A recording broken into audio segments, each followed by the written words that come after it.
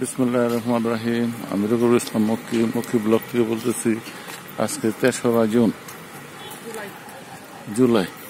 জুলাই 2024। গুড়ি গুড়ি বৃষ্টি পড়তেছে। তাপমাত্রা, বাতাসের তাপমাত্রা ঠান্ডা ঠান্ডা ভাব। এখন মিরপুর 13 নম্বর ভুজবাড়ি থেকে নাস্তা করে এই হারমিন মিনার বা নেম গার্ডেন দিকে যাচ্ছি। ওই রাস্তার সাইডে অনেক স্ট্রিট ফুড, স্ট্রিট রেস্টুরেন্ট, ওইগুলো আছে অস্বাস্থ্যকর। ওগুলোর দিকে আমরা গেলাম না। ভুজবাড়িতে আমরা নাস্তা করলাম। নাস্তা করতে আইসা 2জন বন্ধুরে দেখলাম, ওরাও নাস্তা খাইতেছে।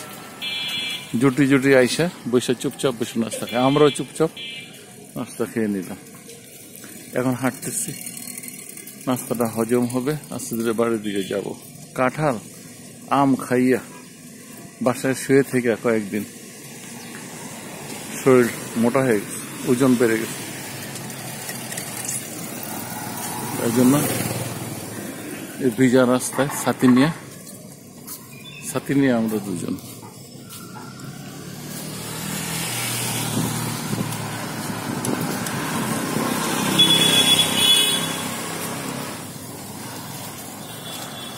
ভিজা রাস্তায় বাম দিকে চলে যাও।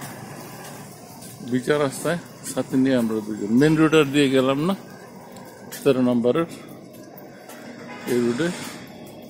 আজকের ভিডিও করার অর্থ এই যে এরকম বৃষ্টি আষাঢ় মাসের বৃষ্টি সবসময় ছিল, আষাঢ়ের বৃষ্টি রেগুলার, কিন্তু আষাঢ়ের বৃষ্টি এখন আর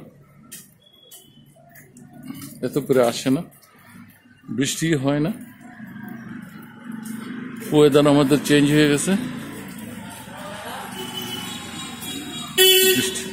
বৃষ্টি খুব কম হয়। এই জন্য ভিডিও করে রাখা, যখন বৃষ্টি কম হবে, বৃষ্টিটা 2 দিন পরে বৃষ্টি থাকে কিনা সন্দেহ আছে। যেমন বৃষ্টি থাকবে না। এখন এমন হয়েছে যে বৃষ্টি দেখতে হলে আমাদের ভিডিও দেখতে হবে। এটাকে বৃষ্টি বলা, বাচ্চাদেরকে দেখাইতে হবে বৃষ্টি কম ভিডিও করে রাখলাম। যদি কারো ভালো লাগে, গুড়ি গুড়ি বৃষ্টি পানি পড়তেছে, রাস্তা ভিজা ছাতি নিয়ে আমরা হাঁটতেছি। নাস্তা খাওয়ার পরে যাচ্ছি 13 নম্বর মন্দিরের দিকে রাস্তা দিয়ে।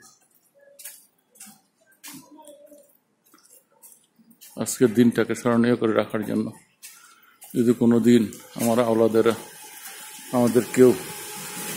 আমাদেরকে খুঁজে, তাহলে এই ভিডিওতে আমাদেরকে পাবে। এই যে আমার মিসেস হাঁটতেছে, ছাতি নিয়ে আমার মিসেস হাঁটতেছে, এই ছাতি নিয়ে আমি হাঁটতেছি। আজকের আমি সেই হয়তোবা 10 বছর পরে, 20 বছর পরে, 30 বছর পরে আমি আর থাকবো না। আমি হয়ে যাব মরহুম। যুগে যুগে কত পালোয়ান আসছে, কত শক্তিশালী পুরুষ আসছে, কেউ এই পৃথিবীতে থাকে নাই। আমি একদিন থাকবো না। এই পৃথিবী মায়া ত্যাগ করে আমাকে যেতে হবে, গিন্নিকে যেতে হবে। আমার সঙ্গিনী একজন ভালো মানুষ, ভালো মনের মানুষ, তাকে আমি চিনলাম না। কত ধমক দিছি, কত চোখ রাঙানি দিছি, সংসারের প্রয়োজনে ভয় পাইছি। বাচ্চাদেরকে সুশিক্ষিত করতে হইলে এবং জীবনটা চালায় নিতে না কখনো পড়ে যাই, কেউ আমাকে সাহায্য করার কেউ নেই, সাহায্য কেউ করবে না। ভয় ছিলাম। এখন আইসা বাচ্চারা বড় হয়ে গেছে, পায়েল চলে গেছে, পাপ্পু চলে যাবে, পাপ্পু রেডি হইতেছে, আস্তে পাপ্পু চলে যাবে, বাসাটা খালি হয়ে যাবে। তখন আমার গিন্নি ছাড়া কেউ থাকবে না। অনেক অত্যাচার করছি গিন্নির উপরে। তাকে একটাই কথা বলবো,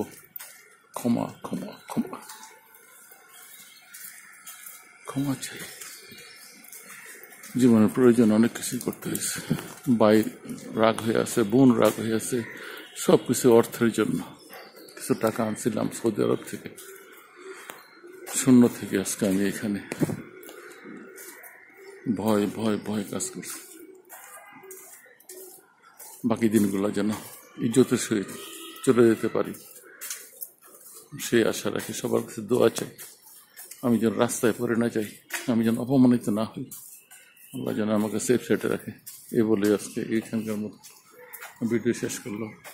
যখন গিন্নি যাচ্ছি, আমরা 13 নম্বর মন্দিরের দিকে যাচ্ছি। আসসালামু আলাইকুম।